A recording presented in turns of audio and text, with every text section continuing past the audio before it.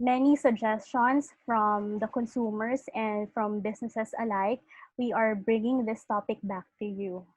Um, to give us the welcome remarks on behalf of OIC Director Marimel Persuncula from the Consumer Policy and Advocacy Bureau. Everyone, please welcome the Chief of the Consumer Advocacy Division, Mr. Gerald Calderon.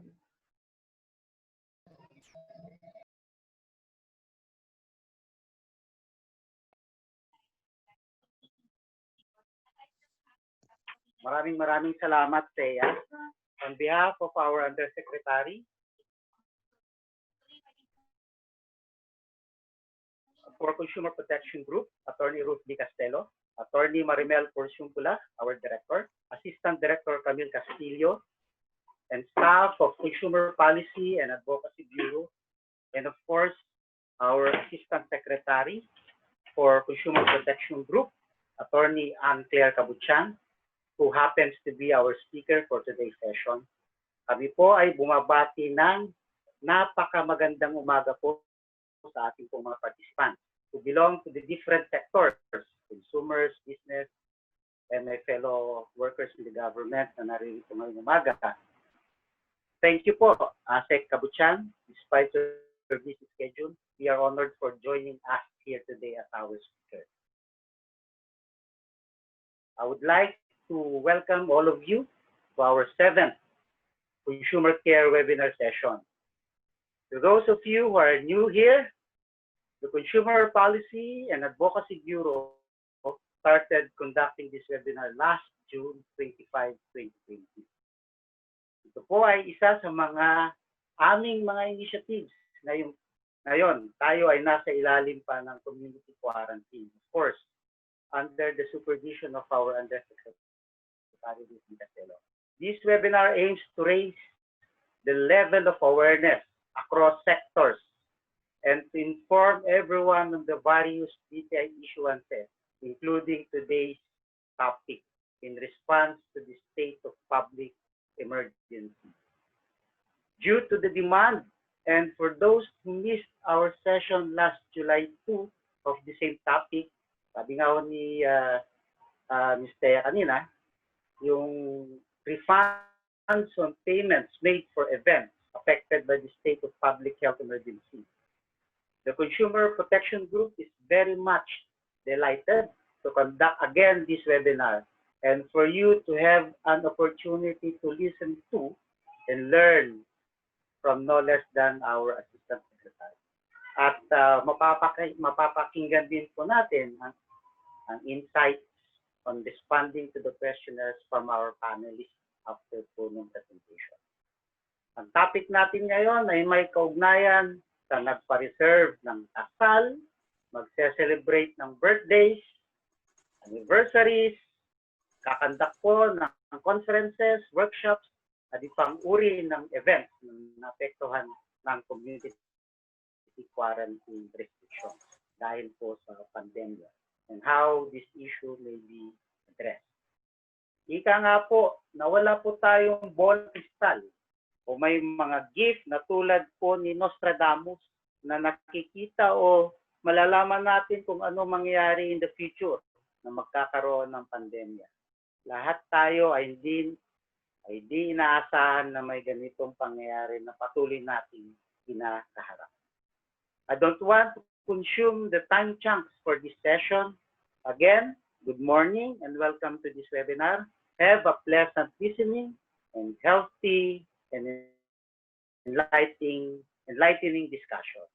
I will now give the mic and screen to our moderator, Ms. Thea Baltasar, to start the ball rolling. Thank you and magandang umaga po sa ating lahat.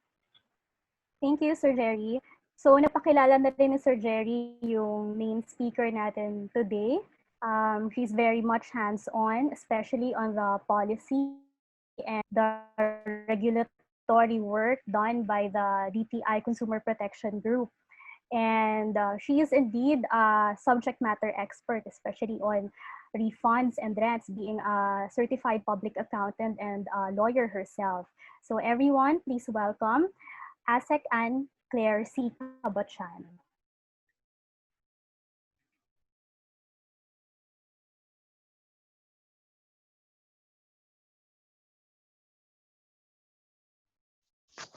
Good morning, everyone. I hope you can hear me now.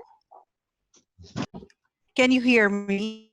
Yes, yes, Uh, Asa, Okay. clearly. Yes. So can you share the screen? Can Thea for the presentation?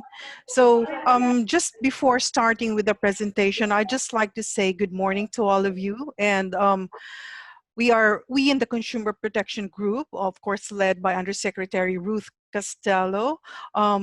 We have been really receiving a lot of feedback on the MC on refunds. So we are reaching out using the online platform to be able to reach as many people as we can.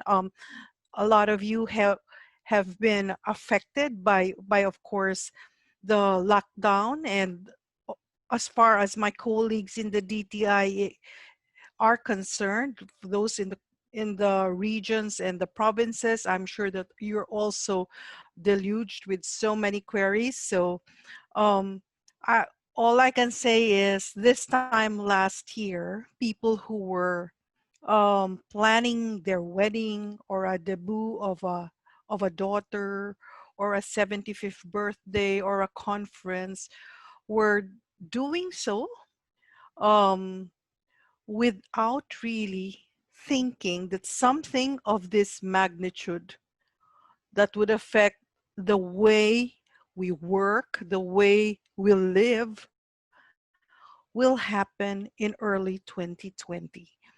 So as far as the DTI is concerned, it is important to really let you know that in coming up with this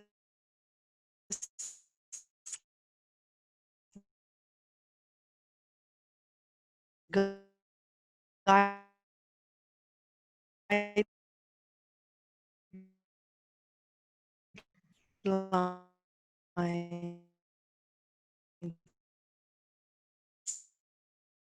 we had endeavored, the DTI had endeavored to as is being done, could see that not only the consumers had suppliers, and yes, this MC is really there to address both sides. So can we go to the next slide, please?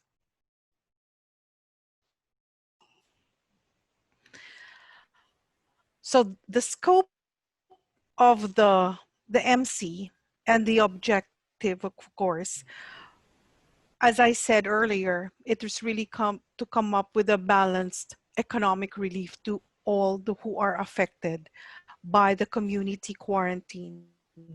We all know that with the declaration of the state of public health emergency, the government had proceeded with imposing community quarantines. So in Metro Manila, of course, we had the enhanced community quarantines. In other places, it would be the general community quarantine. Um, but now, of course, we are still GCQ in Metro Manila, so that is still a quarantine. We do not see, we cannot see even a month from now whether the quarantine levels will be changed. Um, Things are evolving from day to day. And the MC states, of course, that this the concession and refunds will apply if the event is held during the declared community quarantine. And it covers all persons, whether they are natural or juridical. I think that is important to highlight because consumers, of course, we are natural persons. All of us are consumers. If you had made an advance payment for your wedding, for instance, you are covered for this as long as the payment was made when it was made before the imposition of the quarantine. It can also apply to juridical persons. When you say juridical persons, it can be course, corporations, so yung mga businesses, mga negosyo, who these juridical persons would probably have conferences or workshops that were supposed to take place in March, in April, in May, and of course affected by this quarantine. So these events can be personal or they can be business or work related. And the community quarantine had resulted in one, cancellation. Ibig sabihin, hindi na pwedeng mangyari. For instance, it was a birthday party, a 75th birthday party that was supposed to take place in April 7, 2020. It had to be canceled because of the ECQ in Metro Manila if it was going to be held here in Metro Manila. So that is a cancellation. When you scale down, you are going to reduce the number of attendees or guests. So these are also for events. It can still be a belated birthday celebration, but you have to reduce your number of guests in order to comply with the social distancing directives, the safety protocols, health protocols that are being imposed by government. So that is the objective and the scope. I think it is important that we keep in mind what these events are, because I have seen also advanced questions that were emailed to me last night, and they were there was a question on travels that would have been undertaken. So we are talking here about events. Okay, next slide, please.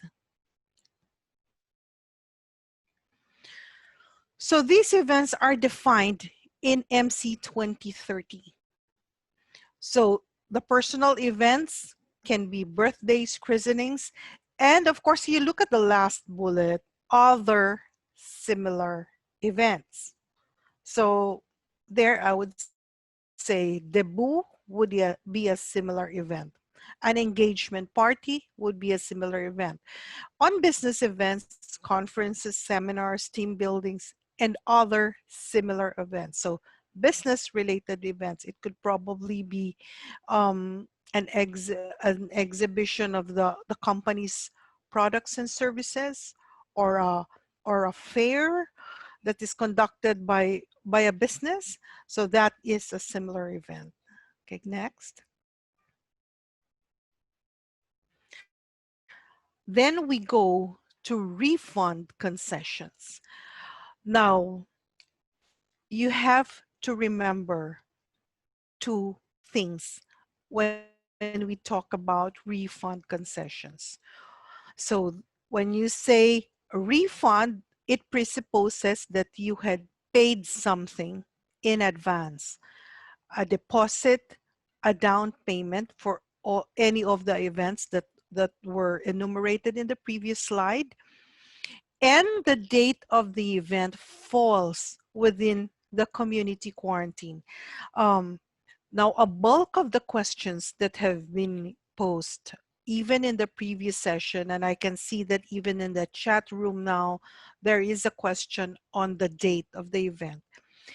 The memorandum circular provides that it should be within the community quarantine. Now, at this time, we really have no way of predicting whether the CQ, the community quarantine, will be lifted. So if the event was to take place between March 16, which is the time that the community quarantine was imposed, up to, for instance, today, or the end of July, because we know that the end of July in Metro Manila, we're still GCQ in other places. Also, there are differing levels of quarantine. Cebu would be modified ECQ. The other places would be either GCQ or modified GCQ. But we will not have a way of anticipating whether that CQ will be lifted in September or even in August or in December. So this concession only applies to those events that fall within the community quarantine. And that event had to be canceled. I gave an example already earlier, or scaled down. So binabawasan, when you say scaling down, binabawasan mo yung guests, yung mga bisita mo, or the participants. Okay, next.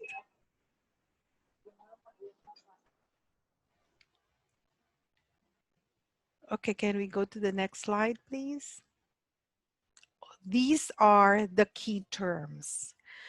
Deposit or advance payment, and that payment covers the use or occupancy of the venue for your event, the food that will be catered, and other related services. Those related services, such as, if there are lawyers here, when you say such as, ibig sabihin yan, that is not an exhaustive list. So related services can be the rent of vehicle or equipment, which is included there, but it can also be other services. Perhaps I think hiring of musicians can be part of that, or other entertainers. So as long as it is related to the event itself, and you have paid a deposit or a down payment, that is covered by MC 2030. Okay, so next slide, please. Now, we acknowledged that in a lot of cases, there is a contract. Meron pong kontrata, di ba? Now, if there is a contract, we will have to honor that contract, because that is what we call in law between the contracting parties. So dun sa nagkasundo, the two sides, yun ang napagkasunduan nyo. That is what you agreed upon. So that is going to be law between you and the other party. Wala pong problema if the contract is very clear and with respect to the provisions. But we are also aware that some contracts are ambiguous. Okay, or even if the contract is clear, there is also yung tinatawag natin na goodwill, which will be discussed a bit later, that the supplier could apply. So kahit sinabi na ng kontrata na non-refundable, the supplier would voluntarily say, dahil tayo naman lahat ay apektado, ibabalik ko na yung halagang yon. So if there is no contract, pupunta tayo dun sa mga provisions ng civil code, which will serve as our guide. Kasi yung civil code po natin, yung batas natin, the new civil code, nandun po yung provisions, of course, on fortuitous event or force majeure. So next slide, please. So itong matrix table na to, pinapakita lang when is the host entitled to a refund, when is the host not entitled to the refund. So for those who are attending, at kayo yung you may either be the host or you can be the supplier. So in this case, it is the host. You are entitled to a refund of, it may be full or it may be partial, as long as binayad mo yung pera bago pa nagka-community quarantine. So that is before March 16, all over the country. Now, the event was to take place during the community quarantine. So whether that's enhanced, that's modified enhanced, or the GCQ. And the event can no longer take place because the social distancing directive had required certain protocols. So it can either be canceled or scaled down. In that case, yung nagbayad is entitled to a refund. Ang what will be determined at that point is just whether it is a full or a partial refund. Ngayon, yung host, meron din namang mga circumstances that would show na hindi siya entitled to the refund. If the payment was made after the community quarantine was exposed, ibig sabihin, alam mo na may public health emergency, naka-ECQ na tayo, or kung lugar na GCQ, naka-GCQ na, nagbayad ka pa rin. You were aware of the limitations. Okay? So in that case, the circular says that if you will have to cancel it, you are not entitled to a refund.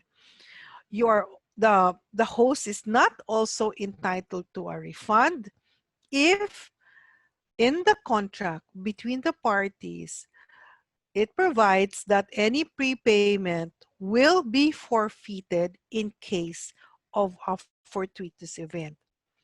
So, tatanungin nyo kami ngayon, ano ba yung fortuitous event na yan?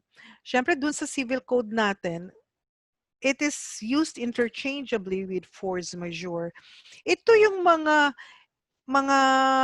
nangyayari. It can be, for force majeure, it's usually natural occurrence. May sumabog na volcano, merong lindol, may flood. So, and you have to cancel an event because of that. But yung sa fortuitous, it's really, I would think, broader in the sense that pwede siyang natural, natural occurrence, yung because of nature. Pwede din po siyang katulad nito na nagka-lockdown tayo. What is important is that that event that caused either a cancellation or a scaling down is beyond the control of the parties. Hindi din siya na-foresee. It was not foreseen. It is not controllable, and it is not due to the act of any of the parties. And dito, nakikita nyo, the contract provides that in case of a fortuitous event, any prepayment will be forfeited. So dapat maliwanag po yan sa kontrata. And if it is clear, that is the time when you say the event host is not entitled to a refund. So next.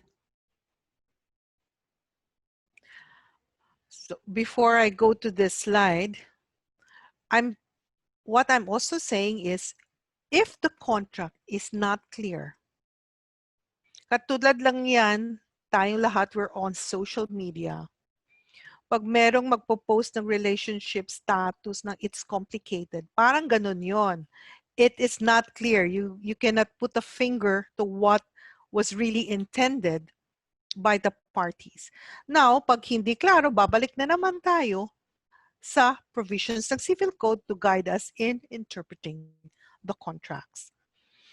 Pero kung ako po yung tatanungin nyo, if there is any ambiguity, pag merong confusion, yung tinatawag natin kasi hindi klaro, yung client kasi pumipirma lang yan, dun sa kontrata, hindi naman siya yung gumawa, dapat yung, for me, it should be tilted more towards benefiting the party who had no hand in preparing the agreement.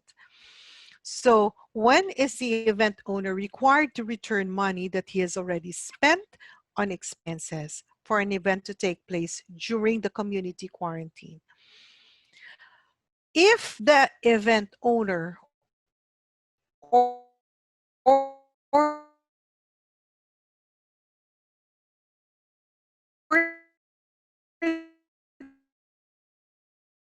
the supplier incurred the expense, ibalik yung pera because madami ng restrictions. Nandun na yung quarantine nung binayad niya yung pera for that particular expense. And when is the venue owner required to return only a portion of the prepayment if the event was scaled down? So, kunyari, yung kasal dati 500 guests.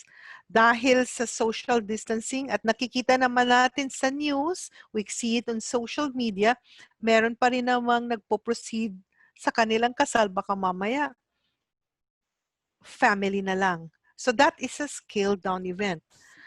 And ibabalik nung supplier, nung event owner, yung portion na hindi na nagamit for that event. That is it's a proportionate amount. So for instance, if you scale down 50%, then babalik mo yung the 50% of what was paid, if it was paid in full. So, or if in order to prepare for the event, valid and verifiable expenses were incurred prior to the imposition of the CQ.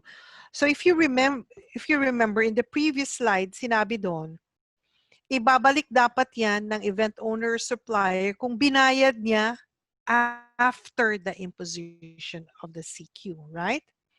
However, here in this slide, ang sinasabi dyan, if before the imposition of the CQ, the supplier, the event owner, spent on certain things that is directly related to that event, pwede po niyang ibawas yan sa amount that is going to be returned. So what is an example of this? For instance, you have a children's party, okay? You have a children's party. The client wanted something like, I think it's in a theme like Alice in Wonderland. I think that's the one that has the yellow brick road. Yun ba yun? Or hindi. Or basta kung merong ganon. So merong specifications. Most event owners, venue owners would probably have a red carpet, but not a yellow brick road type of thing. So because the clients were very specific, kunyari yung birthday ay March or early April, pinagawa na nila yung parang yellow brick road na yun and other decors for the party.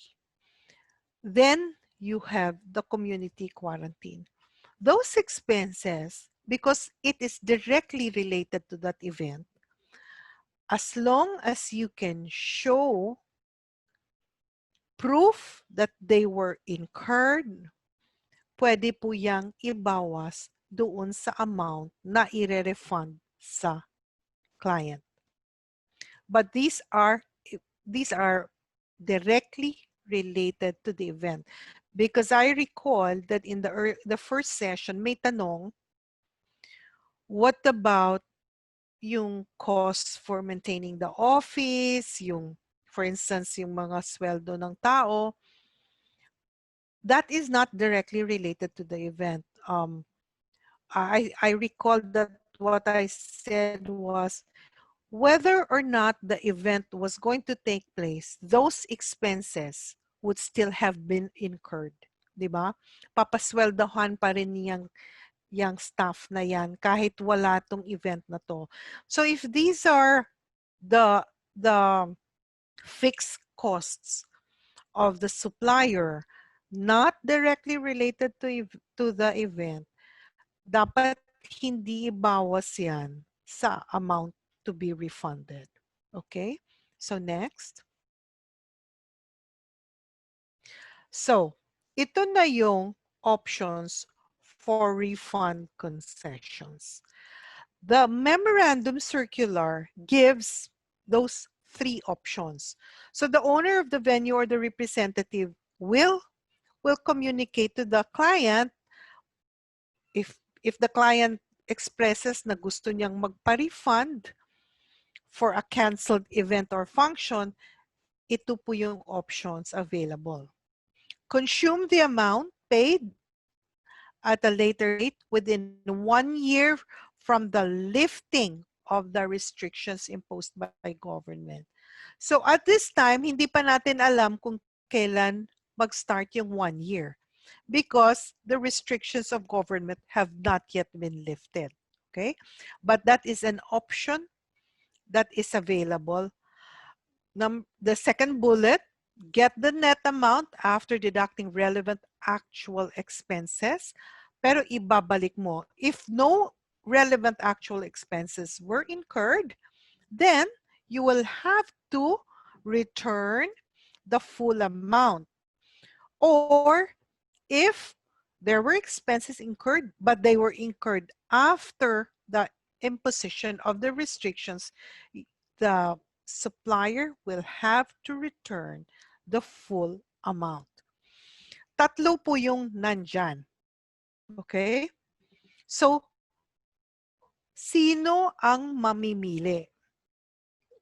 The owner of the venue will say these are the options available. Ang mamimili po dyan will be the client. The client, the one who made the payment, is going to be the one who will choose which option. Ngayon, if the parties come up with an agreement na hindi itong tatlong nakikita natin dito, that can happen basta sa kanilang dalawa nagkasundo silang mabuti. Because this circular really is a guide, but it does not keep the parties from agreeing amongst themselves. We cannot anticipate every single configuration na pwede namin ilagay sa circular. Basta ito yung under the circular, ito yung concessions.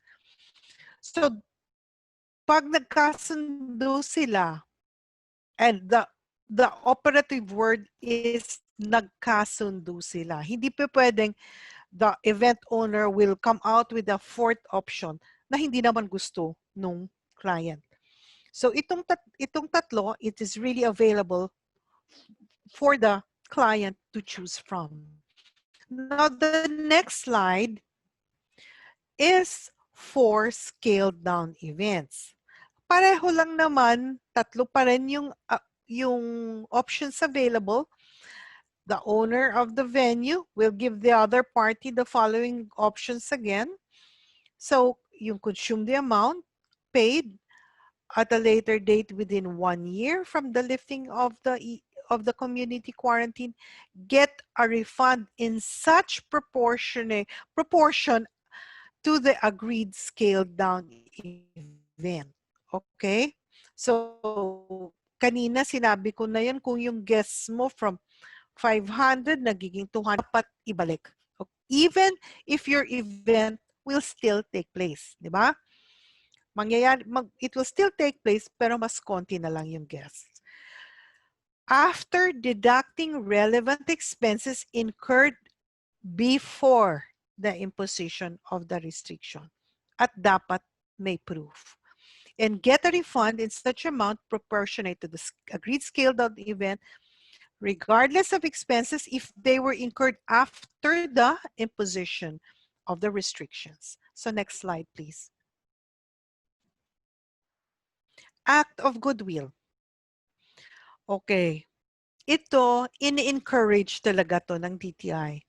So, any person, whether natural or juridical, is not prevented from doing an act of goodwill by returning the full amount without deducting any expenses, or in an act of pure liberality, make a full or partial refund of any prepayment, even if there is a contract that says forfeited na yan. Yun ang tinatawag nating act of goodwill. For those who are accountants like me, we all know that this is an intangible asset. It is an asset in the balance sheet of businesses, yung goodwill. Merong halaga yan.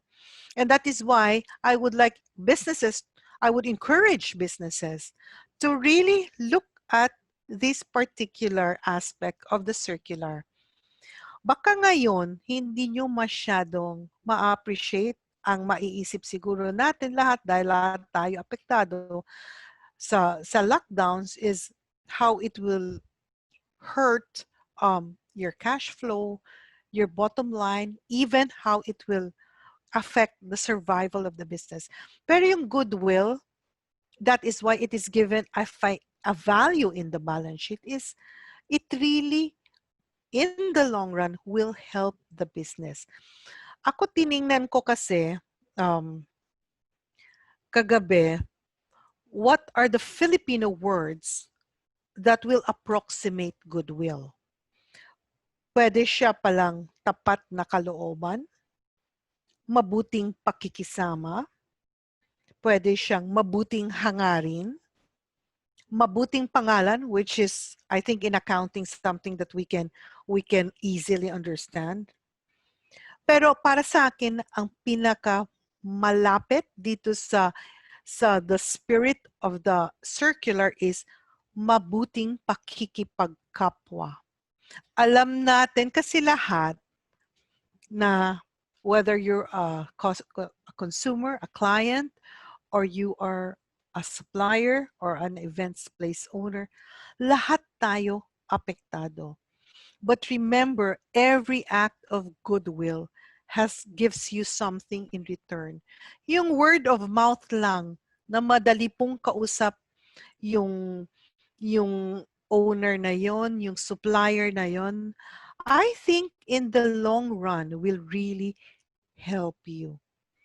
So sana yan, titingnan yung mabuti yan, talagang kahit may kontrata pa, there is no stopping you from still giving the full amount of the refund, even if there is a contract.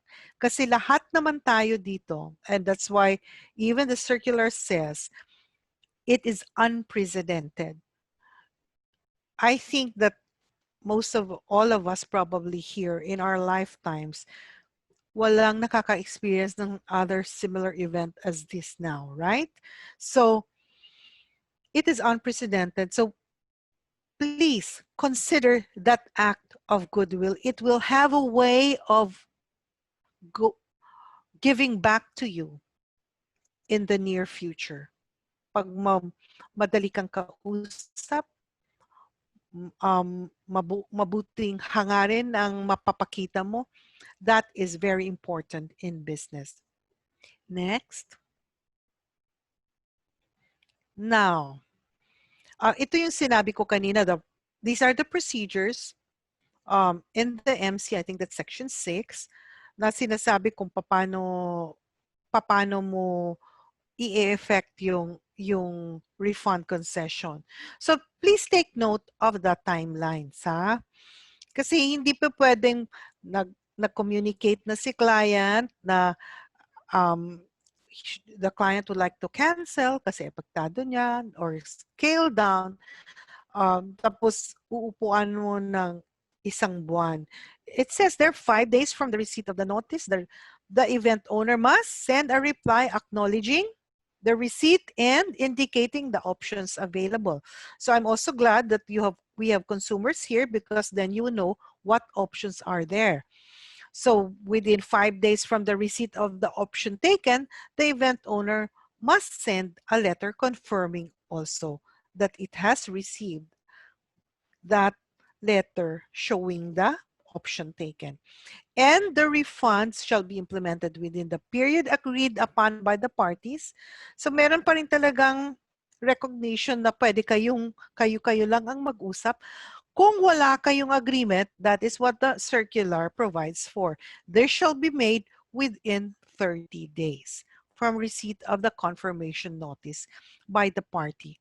So if the parties agree na gagawin nyo within 45 days, kung nagkasundo kayo, then that is the term, the period that is applicable to you. It is only, the 30 days will only apply if there is no agreement between the parties. So next. Okay. Ito yung lagi namin sinasabi. We always hope that the parties are able to settle, that there will be no need to resort to dispute settlement. But we also acknowledge that there will be cases na hindi magkasundo. So the circular provides for the process. Kung hindi magkasundo, then the Fair Trade Enforcement Bureau of DTI or the DTI Provincial Office concerned, upon the written request of either party, of both parties, or either party, will issue a letter directing both parties to go through DTI's alternative dispute settlement proceeding. So, ito yung ang alternative dispute settlement natin, di ba? Mediation muna.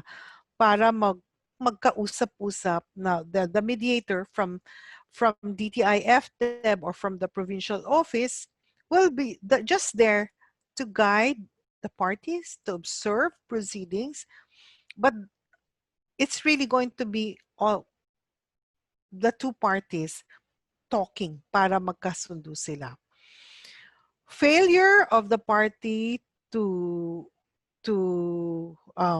inform the DTI of any development on the subject matter, ang assumption ng DTI, the presumption is that the case has been resolved by both parties. So, kahit dumulog kayo sa DTI, then after that, wala nang kaming naririnig, ang presumption doon ay nagkasundo na po kayo.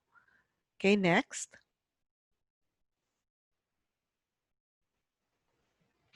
Okay, these are the relevant and applicable provisions that may be used as basis for filing charges. So, meron kang Consumer Act, meron naman tayong Civil Code, yung Bayanihan to Heal as One Act, and other existing regulations, policies, and ordinances. Actually, yung Bayanihan to Heal as One Act, although 90 days lang naman yung effectivity nun, but there is a provision there that really requires us in government to come out with issuances that will help alleviate the economic impact of the pandemic. So isa itong refunds, because we know that when somebody pays money, lalo na itong mga events, hindi naman yan maliit na halaga.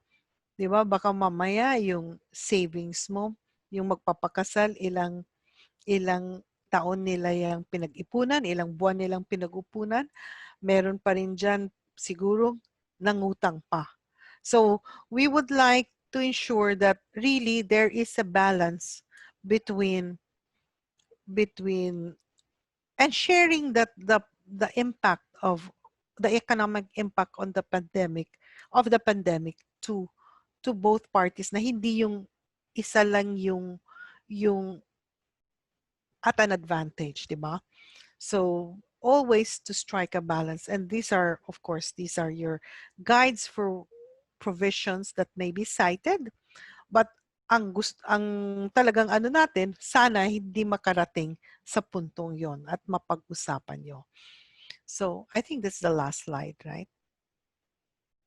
So yes, that is the last slide. And as Thea mentioned earlier, our moderator, there is a panel who is available to take in your questions. I have not been reading the chat room anymore, but there may be questions there. There may be questions that were also submitted even before this event.